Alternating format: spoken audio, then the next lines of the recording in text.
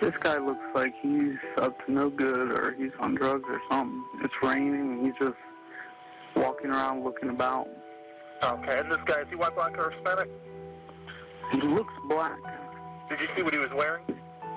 Yeah, a dark hoodie, like a gray hoodie. At the very heart of this case, the question, who pursued whom? George Zimmerman says Trayvon was the aggressor, but as Zimmerman talked to a 911 dispatcher, he admitted he was following Trayvon Martin. Listen, and then we'll debate.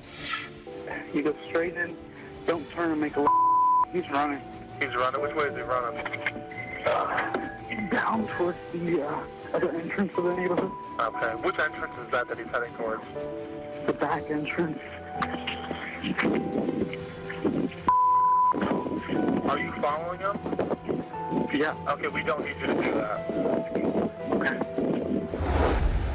Let's debate it, and we've got a very special debate team tonight who are on polar opposites of this case. Frank Taffy, a friend of George Zimmerman, lived in the neighborhood. And we begin with Natalie Jackson, Trayvon Martin family attorney. Thank you both for joining us tonight. Natalie, what does that 911 call where he says that he's following them and they say, we don't need you to do that, what does it do to George Zimmerman's case? Well, I think that it's going to be something that's important for the jury to consider on whether or not George Zimmerman was the aggressor that confronted Trayvon Martin. I think along with all the other statements that George Zimmerman gave, these are the star witnesses, if you will, of the case, George Zimmerman's own statements. Frank Taffy, friend of George Zimmerman. Well, Jane, thank you for having me back. The 911 calls are critical. In fact, I agree with Natalie in part that George, in his interview with the Sanford Police Department, already hedged that by stating that he was the one that was yelling for help. He's not that brilliant to have thought in the future that these would come into play as a critical component of guilt or innocence. So what do you make of that, Natalie?